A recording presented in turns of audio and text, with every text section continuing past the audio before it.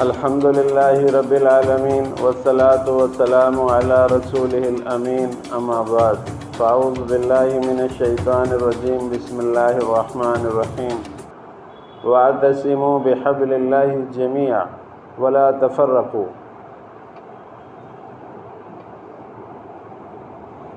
میرے بھائیوں، دوستوں، بزرگوں، اللہ نے قرآن میں فرمایا میرے دین کو مضبوط پکڑ لو اور آپس میں اختلافات پیدا نہ کرو۔ اللہ کا دین اصل ہے میرے بھائیوں۔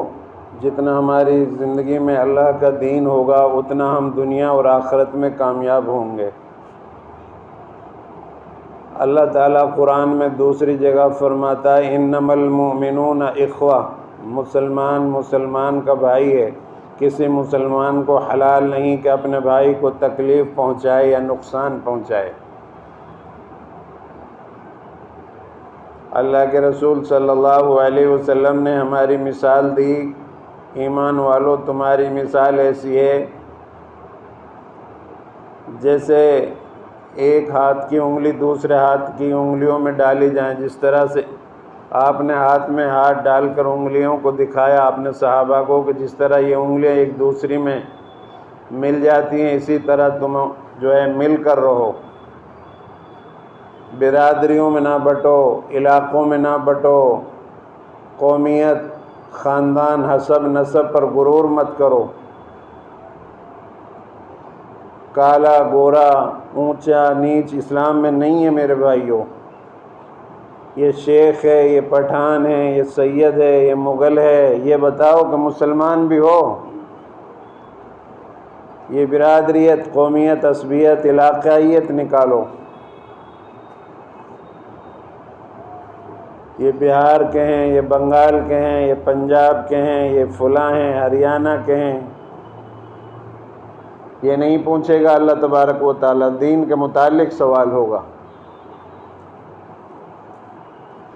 قرآن مجید میں اللہ تبارک و تعالیٰ فرماتا ہے اے مسلمانوں کی ایک گروہ، ایک جماعت دوسرے مسلمانوں کی دوسری جماعت کے پیچھے مت ہنسو، کسی کا مذاق مت اڑاؤ۔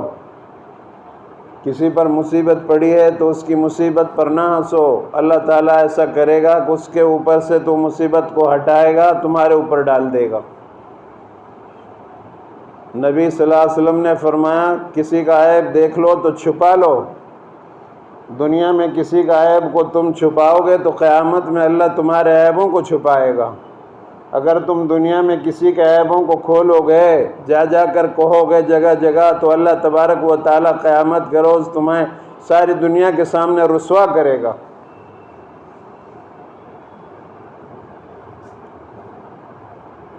اسی طرح اللہ تبارک و تعالیٰ عورتوں کو حکم دیتا ہے اے عورتوں کی گروہ تم بھی دوسری عورتوں کے، مسلمان عورتوں کے پیچھے نہ ہنسو۔ جن کے پیچھے تم ہنس رہی ہو ممکن ہے کہ وہ تم سے ایمان اور عمل میں بہتر ہو۔ کالا کو کالا کہہ کر نہ پکارو، گورے کو گورا کہہ کر نہ پکارو، چھوٹا قد کا ہے اس کو پستہ قد کا کہہ کر نہ پکارو، کوئی لمبا قد کا ہے اس کو لمبو کہہ کر نہ پکارو۔ کسی عربی کو کسی اجمی پر یعنی غیر عربی پر کوئی فضیلت نہیں ہے۔ اگر کوئی مرتبہ میں اللہ کے نزدیک بڑا ہوگا قیامت کے دن تو وہ ہوگا جس کے اندر تقوی زیادہ ہوگا، طہارت اور پاکیزگی زیادہ ہوگی، اللہ کا دین زندگی میں زیادہ ہوگا۔ نہ حسب چلے گا، نہ نسب چلے گا، نہ برادری چلے گی، نہ قوم چلے گی۔ وہاں کوئی کالا گورا نہیں چلے گا، عربی اجمی نہیں چلے گا، وہاں تقوی طہارت چلے گا۔ سبھی انسان اللہ کی نگاہ میں برابر ہیں، آدم کے بیٹے ہیں، آدم کو اللہ نے مٹی سے بنایا۔ سب بھائی بھائی بن کے رہو۔ کھینچ رہا ہے جو رکشہ، بیٹھا ہوا ہے جو رکشے پر، ہر انسان برابر ہے، ہر ایک کمان برابر ہے۔ اختلافات پیدا نہ کرو۔ دنیا میں تمہارے اوپر حالات آئیں گے۔ اللہ کے رسول صلی اللہ علیہ وسلم نے حضرت علی سے یہ صحابہ سے فرمایا تھا کہ ان قریب بہت بڑے بڑے فتنے اٹھیں گے، تو صحابہ نے عرض کیا تھا یا رسول اللہ صلی اللہ علیہ وسلم ان سے بچاؤ کا کیا راستہ ہے، ان سے کیسے بچا جائے؟ ارشاد فرمایا تم اللہ کے کلام کو مضبوط پکڑ لینا۔ آج اللہ کا کلام ہماری زندگیوں میں نہیں رہا، صرف رسمی طور پر ہم اس کو پڑھتے ہیں۔ کتنے لوگوں کو سورہ فاتحہ کا ترجمہ معلوم ہوگا؟ کتنے لوگوں کو تو یہ بھی معلوم نہیں ہے سمیع اللہ لمن حمیدہ جو 5 نمازوں میں ہر رکعت میں پڑھا جاتا ہے، اس کا کیا مطلب ہے؟ کوئی تار آ جاتا ہے، کوئی کاغذ آ جاتا ہے نوٹس کا تو اسے فوراً پڑھ لیتے ہیں، لیکن قرآن 1450 سال آئے ہوئے ہو گئے زمین پر، ہمیں اس کا پتہ نہیں کیا لکھا ہوا ہے۔ آیا تھا جہان میں ہدایت کے واسطے، اب تو تعویذوں میں رہ گیا ہوں برکت کے واسطے۔ قرآن شکایت کر رہا ہے۔ میرے عزیزو، قرآن پڑھنے کے لیے آیا ہے، قرآن کو پڑھو، قرآن کی مجلسوں میں بیٹھو۔ ایک آیت اگر آپ نے قرآن کی سیکھ لی 80 سال کی نفلی عبادت سے بہتر ہے، 80 سال کی نفلی عبادت سے بہتر ہے۔ ہمیں بہت لا علمی ہے۔ جمعے کے روز جو سب سے اہم عبادت ہے اذان کے بعد، وہ جمعے کا خطبہ ہے جو آپ سن رہے ہو، یہ 2 رکعت نماز کے برابر ہے۔ اس میں آپ لوگ کیا کرتے ہیں؟ بہت سارے لوگ قرآن لے کر بیٹھ جائیں گے، ابھی کوئی صلاۃ و تسبیح پڑھنے لگے گا، کوئی قضا نماز پڑھے گا۔ یہ لا علمی ہے، لا علمی کی انتہا ہے۔ یہ 4 رکعت نماز ہوتی ہے، ظہر میں نہیں ہوتی۔ 4 رکعت کو گھٹا کر اللہ نے 2 کیوں کیا؟ 2 کے برابر یہ خطبہ ہے۔ جمعے میں اللہ کے نبی، صحابہ، تابعین، تبع تابعین کا دور سے، آپ کے دور سے آج تک جمعے کا خطبہ چلا آ رہا ہے، تاکہ واعظ و نصیحت ہو، تاکہ لوگ اس کو سن کر ایمان تازہ کریں۔ بھائی آپ نفل کبھی پڑھ لو، قضا نمازیں تو آپ کو گھر میں ہی پڑھنی چاہیے، بعد میں پڑھ لو صلاۃ و تسبیح، قرآن بعد میں پڑھو یا پہلے پڑھو۔ ہم بھی پڑھتے ہیں قرآن، ہم بھی پڑھ کر آئے ہیں، فجر کے بعد آپ پڑھو، جب آپ کو ٹائم ملے جب پڑھو، لیکن یہ خطبہ کے دوران ہی آپ پڑھتے ہو، لا علمی ہے۔ بہرحال میرے بھائیوں، ایک ہو جائیں تو بن سکتے ہیں خورشید و مبین، ورنہ ان بکھرے ہوئے تاروں سے کیا کام بنے؟ کہیں فرقہ بندی، کہیں ذات ہیں، کیا پنپنے کی دنیا میں یہی باتیں ہیں؟ حرم پاک بھی ایک، اللہ بھی ایک، قرآن بھی ایک، کیا اچھا ہوتا جو ہوتے مسلمان بھی ایک۔ حدیث پاک میں آتا ہے، اللہ کے رسول صلی اللہ علیہ وسلم نے ارشاد فرمایا، کوئی آدمی کسی عورت سے اس لیے نکاح کرے کہ اس کا خاندان بڑا ہے، حسب نسب بڑا ہے، کیونکہ یہ نیت باطل ہے۔ کوئی آدمی اس لیے نکاح کرے کہ خوبصورت ہے، یہ بھی نیت باطل ہے، تباہی کی طرف لے جائے گی۔ کوئی آدمی اس لیے نکاح کرے کہ مالدار ہے، تو یہ بھی نیت بربادی کی طرف لے جائے گی۔ آپ نے فرمایا تقوی پر، دینداری پر نکاح کرو، اولادیں، نسلیں دیندار پیدا ہوں گی۔ دیندار بناؤ اپنی نسلوں کو۔ بچے موبائل لے کر آپ کے گھوم رہے ہیں، ہر وقت موبائل میں، کتاب سے ہمارے بچوں کا کوئی تعلق نہیں رہا۔ جو قوم پڑھنے والی تھی، جو جراحی میں، علم میں، فنون میں دنیا پر حاوی تھی، آج وہ نیچے چلی گئی، انتہائی عروج سے زوال میں چلی گئی، گہرائی میں چلی گئی، گڑھے کے اندر۔ پڑھنا لکھنا چھوڑ دیا۔ آپ کے علاقوں کے اندر گوشت کی دکانیں خوب ملیں گی، ہوٹلیں بہت سارے کھلے ہوئے ہیں، خوب کھاؤ پیو موج لو، لیکن پڑھنے لکھنے کے انسٹیٹیوٹ یہ بہت کم ملیں گے۔ پڑھو لکھو، ترقی کرو۔ بغیر علم کے خدا کو آپ پہچان نہیں سکتے۔ علم چاہے کوئی سا بھی ہو، سب جو ہے بھلائی سکھاتا ہے، برائی نہیں سکھاتا۔ پہلے مولوی حضرات کہتے تھے جی انگریزی مت پڑھو، یہ ہو جائے گا، یہ ہو جائے گا، 150 سال پیچھے کر دی قوم کو۔ اب کہہ رہے ہیں جی پڑھو، آگے پڑھو۔ بچیوں کو مت پڑھاؤ، ایک زمانہ تو یہ تھا بس بچیوں کو مت پڑھاؤ۔ اسلام کہتا ہے بچے کی تعلیم ایک فرد کی تعلیم ہے، بچی کی تعلیم پورے گھرانے کی تعلیم و تربیت ہے، لیکن بچی حدود میں رہ کر پڑھیں۔ یہ بھی غلط ہے کہ جو مغربی آرائش ہو رہی ہے، ہماری بچیوں کے اندر مغربی آرائش، لباس، بچوں میں مغرب کے طریقے جو آ رہے ہیں، ترک کرو میرے بھائیوں ان طریقوں کو۔ اللہ نے فرمایا قرآن میں لَقَدْ كَانَ لَكُمْ فِي رَسُولِ اللَّهِ أُسْوَةٌ حَسَنَةٌ، تم سب کے لیے زندگی گزارنے کے بہترین نمونے اور طریقے وہ جناب محمد الرسول اللہ صلی اللہ علیہ وسلم کے طریقے ہیں۔ کوئی آدمی کسی کرکٹر کا طریقے پر بال بناتا ہے تو یہ گنہگار ہے، کوئی آدمی لباس پہنتا ہے کسی ایکٹر کے طریقے پر، یہ ناجائز ہے لباس۔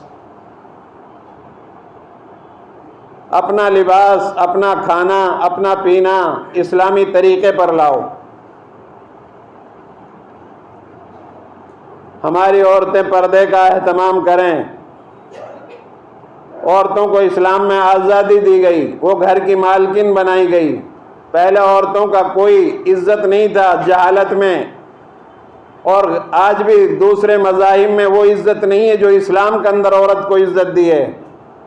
اس کو دو جگہ سے وراثت میں حصہ داری مل رہی ہے، ایک والدین کے یہاں سے اس کو جو ہے شادی کے بعد بھی ملے گا، بیٹے کو زیادہ ملتا ہے تو بیٹی کو کم، چونکہ اس کو شوہر کے یہاں سے ملنے والا ہے۔ اسلام کہتا ہے جب بچی پیدا ہوتی ہے تو 10 رحمتیں آتی ہیں گھر کے اندر، اور جب بچہ پیدا ہوتا ہے تو ایک رحمت آتی ہے۔ ہمارے یہاں غیر مسلموں کا طریقہ آ گیا، جب بچی پیدا ہوتی ہے تو رونا دھونا شروع ہو گیا۔ کتنے گھرانے ایسے ہیں جو عورتوں پر ظلم کر رہے ہیں کہ تمہارے یہاں بچی پیدا ہوتی ہیں، اس کا کیا قصور ہے؟ یہ اللہ کا حکم ہے، قدرت ہے اس کی۔ اور آپ نے دیکھا ہوگا بچیاں فرمانبردار زیادہ ہوتی ہیں بچوں کے بنسبت، بچے نافرمان ہوتے ہیں۔ بچیاں آپ 18 سال اپنے پاس رکھیں گے یا 25 سال بیچاری آپ کے پاس رہیں گی، اور آپ نے رشتہ کر دیا اجنبی آدمی کے ساتھ، آپ نے ان کو بھیج دیا نکاح کر کے، بیچاری زندگی بھر نبھا کرے گی، شوہر کا ظلم بھگتے گی، ساس کا ظلم بھگتے گی، اور سسر اچھا مل گیا تو ٹھیک ہے، نہیں سب کا ظلم، اور ان کے اندر اپنی جگہ بنانا کتنا مشکل ہے، آپ نہیں بنا سکتے۔ آپ اپنے بیٹے کو 10 دن کسی کے یہاں رکھ کر دکھا دو۔ تو بچیوں کی عزت کرو، بچیوں کو تعلیم دو، اور آپس میں اتحاد پیدا کرو۔ سلام کو عام کرو، یہ ایک حق ہے مسلمان کا دوسرے مسلمان پر۔ قیامت کے قریب ایسا ہوگا لوگ اپنے جاننے والوں کو سلام کریں گے۔ ایک مرتبہ رسول اللہ صلی اللہ علیہ وسلم صحابہ کو خطبہ دے رہے تھے اور بیٹھے ہوئے تھے صحابہ، آپ اس طرح سمجھا رہے تھے جیسے میں آپ کو خطبہ دے رہا ہوں۔ تو ایک صحابی آئے، اس نے کہا السلام علیکم، آپ نے فرمایا وعلیکم السلام، بیٹھ جاؤ تمہارے لیے 10 نیکیاں ملی۔ پھر تھوڑی دیر بعد ایک دوسرے صحابی آئے، اس نے کہا السلام علیکم ورحمۃ اللہ، آپ نے فرمایا وعلیکم السلام ورحمۃ اللہ، بیٹھ جاؤ تمہارے لیے 20 نیکیاں ملی۔ تھوڑی دیر بعد ایک تیسرے صاحب آئے، اس نے کہا السلام علیکم ورحمۃ اللہ وبرکاتہ، آپ نے جواب دیا وعلیکم السلام ورحمۃ اللہ وبرکاتہ، بیٹھ جاؤ تمہارے لیے پوری 30 نیکیاں لکھی گئی۔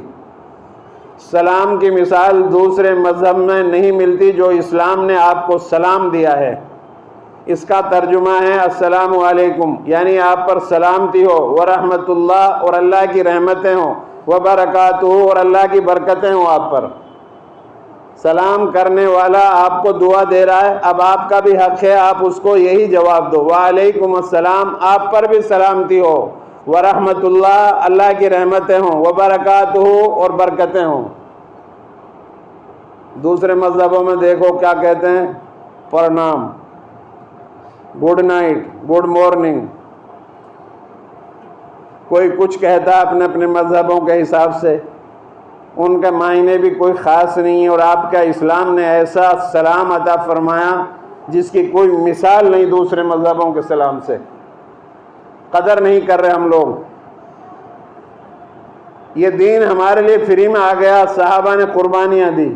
غزوہ تبوک کے موقع پر تاریخ اس میں تفسیر میں پڑھ رہا تھا میں، بھوک کا یہ عالم تھا کہ ایک کھجور تھی، اس کھجور کو صحابہ منہ میں چوس کر پانی پیتے تھے، پھر دوسرے کو دے دیتے تھے اسی کھجور کو، اور پانی ختم ہو گیا تو جو اونٹ کے اوپر پسینہ آتا اس کو نچوڑ کر اپنی پیاس بجھاتے تھے۔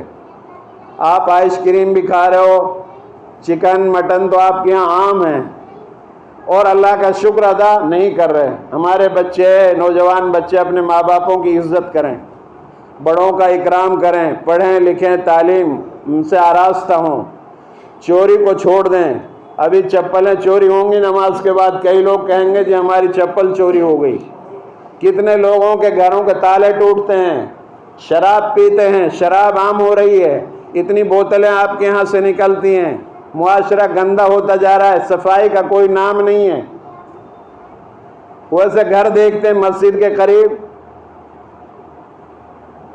تو میرے بھائیوں کچھ سوچو، اگر نہ سمجھو گے تو مٹ جاؤ گے، تمہاری داستان تک بھی نہ ہوگی، داستانوں میں تمہارے خلاف جو ہے چرچے ہو رہے ہیں تمہاری بربادی کے۔ اللہ کا بڑا احسان اور کرم ہے کہ اللہ نے ہمیں باقی رکھا، ورنہ ہمارے اندر ہر برائی موجود ہے، جوا، زنا، چوری، سٹا، سود کا کھانا، لینا دینا، ہر کام ہم کر رہے ہیں، کسی سے پیچھے نہیں ہے، رشوت عام ہو چکی ہے، ذرا سی بات پر اکڑنے لگتے ہیں، ذرا سی بات پر۔ رکشے والے جو ہیں دیکھ رہے ہیں، بیٹری والے جو رکشے ہیں بیچوں بیچ گلی کے نکڑ پر بیچ میں کھڑے کرتے ہیں، کئی مرتبہ کئی لوگوں کا پیر میں فریکچر ہو گیا، سواری چاہے کتنی دور دیکھ رہے ہیں تو وہیں کھڑے کر دیں گے۔ اب آپ کو چلنے میں تکلیف ہے، نکلنے میں تکلیف ہے، خواتین کو تکلیف ہے، بہت زیادہ زیادتی کرتے ہیں یہ لوگ، اور جو چھوٹے چھوٹے سے بچوں کو رکشے دے دیے ہیں، رکشوں کی اتنی بھرمار ہو چکی ہے، بہت زیادہ من مرضی کر رہے ہیں یہ لوگ۔ آپ اپنی گاڑیوں کو اپنی پارکنگ میں کھڑی کیجئے، ایک گاڑی یہاں بس خراب ہو جاتی ہے، پورا وہاں تک جام ہو جاتا ہے،